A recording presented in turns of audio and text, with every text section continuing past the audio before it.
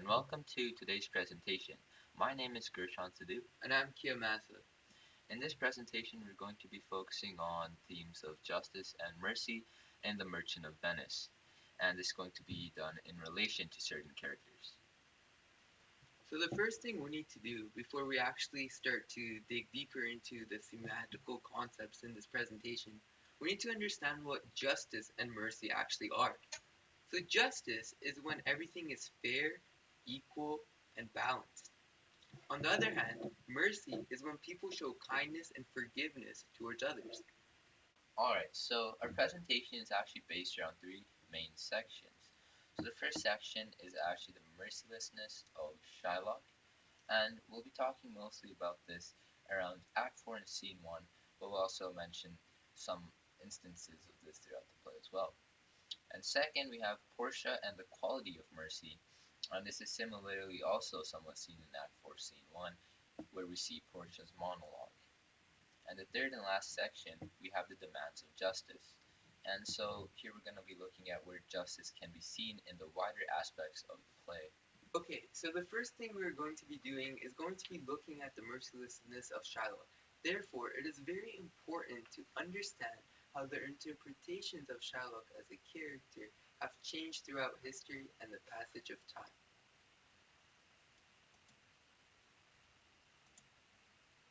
Starting in the 16th century, Shylock was demonstrated to be this very bad monster.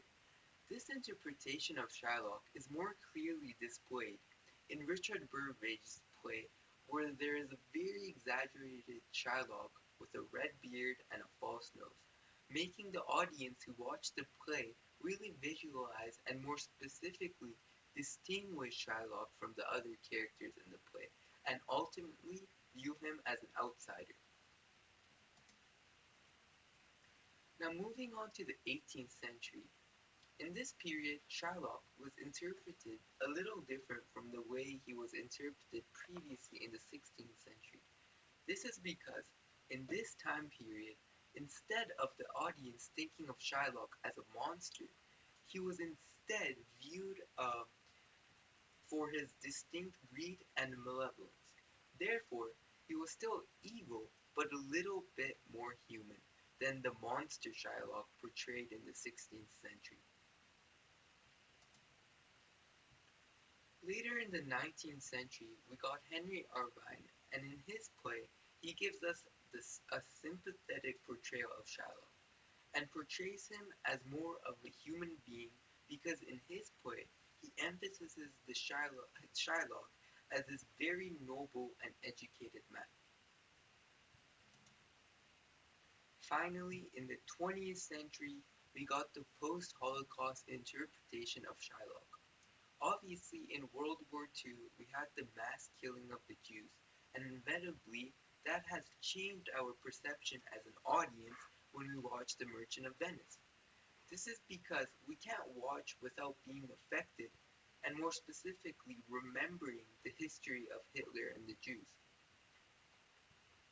In Trevor Nunn's 1999 production of Merchant of Venice, in the 19th century at the National Theatre, Shylock was presented and interpreted as a very psychologically complex hero who his only flaw really was his wish and desire for revenge on Antonio.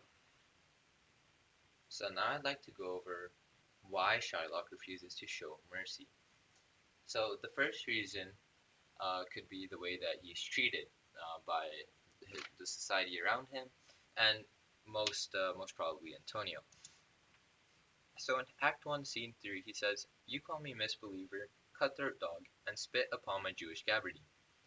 Right? So here he's recalling his past instances of abuse from Antonio, who constantly disrespects him, and Antonio doesn't seem to care or even notice. So second reason could stem from Shylock's Jewish identity and his Old Testament perspective. We will go over this later on in our presentation. But for now, I'd like to take a look at the Leviticus 24, which is a book for the Old Testament perspective Jewish people. And it says an eye for an eye, a tooth for a tooth. And so this phrase signifies revenge. So this could be another reason why Shylock didn't want to give Antonio any mercy, because he sought revenge instead. And because of his identity, he's very adamant about the rule of law. And we also have to understand and keep in mind that Antonio agreed to the bond. Now, whether this was out of arrogance, or even if this was a joke, he did this because he never saw himself in a situation where he would not be able to complete his bond. So he even says, "Content in faith, I will seal to such a bond, and say there is much kindness in a Jew." And so, according to the scope, Shylock is actually within the law to demand what Antonio agreed to him, so he necessarily doesn't have to show mercy. The last reason could be the fact that Shylock lost his daughter, Jessica, to a Christian person, and perhaps he associates Christians with Antonio. And so we can see this through his lines, "My daughter, oh my ducats, oh my daughter." And so he's very devastated, right? And firstly, this is because he incurred a massive financial loss, but more importantly, I think it's because the ring his daughter sold held the sentimental value that Shylock placed on it. And so, as a result of all four reasons, we can say that this is why Shylock refuses to show mercy towards Antonio. Now, I'm going to explore the Old Testament and the New Testament with you. So let's think of the Old Testament in terms of Jews and the New Testament in terms of Christians. Now, in the Old Testament, we see God in a different way than in the New Testament.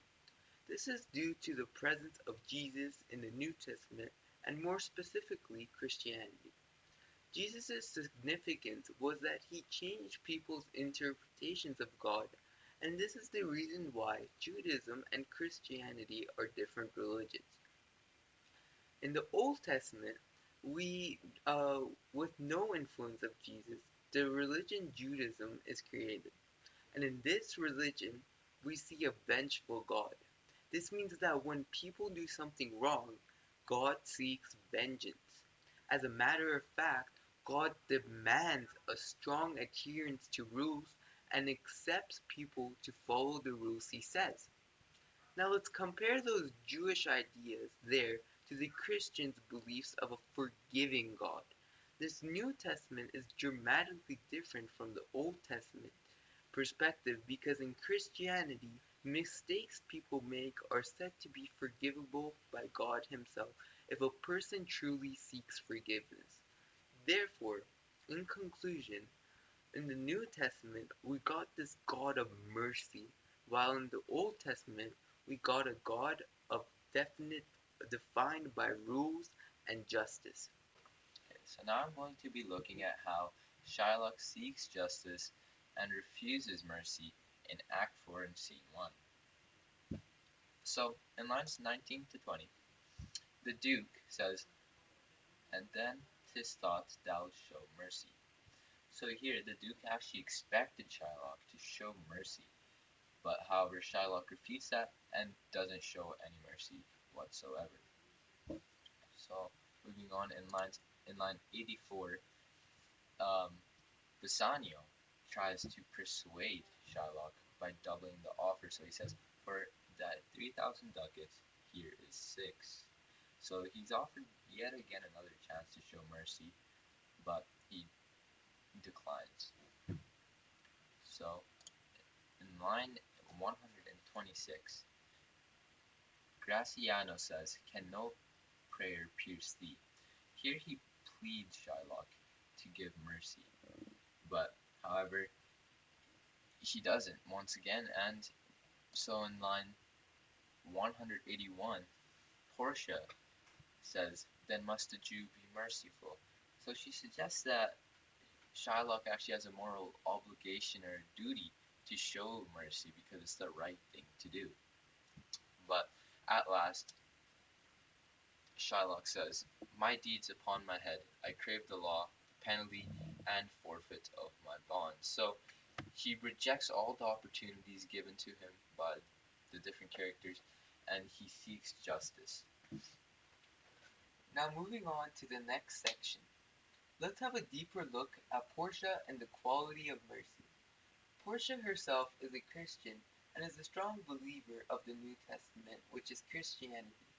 This is why she distinctively demonstrates how much she seeks for Shylock to forgive Antonio in her famous dialogue. However, since this dialogue is exceptionally long, I'm going to try and break it down in order to analyze and understand the meaning of the important parts. So the first thing we could do is consider Portia's quality of mercy monologue to be a warning. Portia explains in her monologue how mercy above this scripted sway is enwrought in the hearts of kings. It is an attribute of God himself. In her monologue, Portia is saying mercy is one of the best things about God when she refers to it as being God's best attribute. And also within her dialogue, she suggests how Shylock can face damnation for his continual pursuit of justice. This is why we can consider Portia's quality of mercy speech as a warning to Shylock and the representation of the consequences he might face in the future if he decides not to show mercy. Secondly, in addition to Portia trying to convince Shylock to portray mercy by warning him and letting him be aware of the reality of the consequences he may potentially face if he refuses to demonstrate mercy, she also tries to convince and persuade Shylock of showing mercy by describing to him the beauty of mercy in her monologue. Now I will be analyzing the meaning of the following monologue by Portia. It droppeth as a gentle rain upon the pace beneath. It is twice blessed. It blesseth him that takes and him that gives. Portia here is arguing that mercy is in fact better than justice, or more specifically, the idea of Christian and mercy is superior to the idea of Judaism and justice. And when she mentions in her quotation that is blessed twice is proof of this. She also suggests how justice is only beneficial to one person, while mercy is both beneficial to the person who gives and the person who receives. Additionally, Portia tries to advertise mercy to Shylock by painting a picture full of life when she describes mercy to be droppeth as the gentle rain, which further emphasizes how mercy is more beautiful or better than justice. Now, thirdly, there's an idea of Christian hypocrisy within this, since, in my opinion, the Christian attitude toward marriage and revenge is quite hypocritical. This is because while Portia promotes forgiveness and mercy, Shylock is not treated mercifully at the end of the play. Yes, some might argue that the Duke did not take his life at the end. However, Shylock is left with absolutely nothing.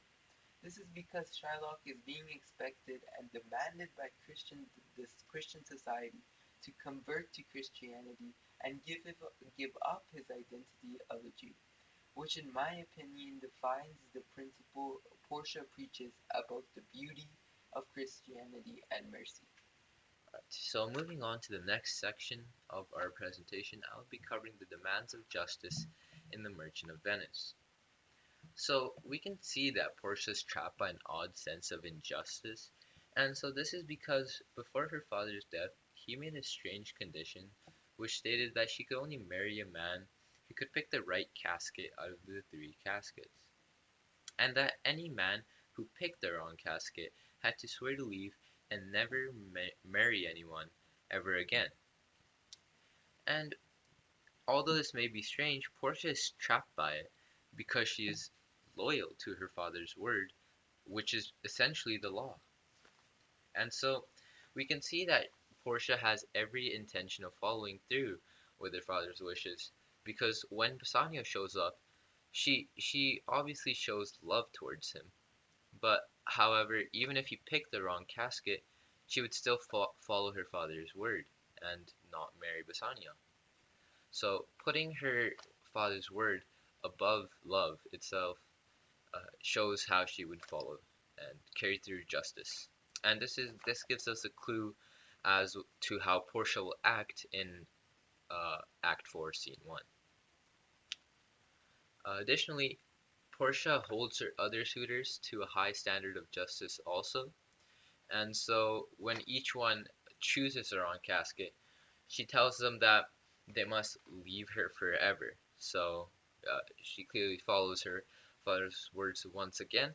And additionally, these men would never be able to marry another woman again. And even though this is a harsh penalty to pay, they agree to it by taking the chances. And so justice uh, makes it so they have to abide by those rules. And it once again this foreshadows essentially how Portia would act in Act 4 and Scene 1. Another instance of justice would be when Shylock references justice many times throughout Act 4 that we almost start to lose track. He refuses to listen to anyone who begs him to be merciful. And this shows that Shylock believes that justice is in fact the highest power one can appeal to. But on the other hand, we have Christians who believe that mercy is the highest power one can appeal to. And then another instance is when Jessica runs away from her home and marries a Christian who is Lorenzo. And so I'd like to pose a question towards the end of our presentation. So considering Shylock's relationship with Jessica, would this be considered justice? Now, there's no wrong or right answer to this question. It's more of a matter of opinion. All right, so this concludes our presentation. Thank you so much for staying until the end. And make sure you hit that subscribe button and smash the like button. If you enjoy content like this, please make sure to hit that notification bell to be notified instantly when we upload to this channel. Once again, thank you for your attention, and I hope you have a great day.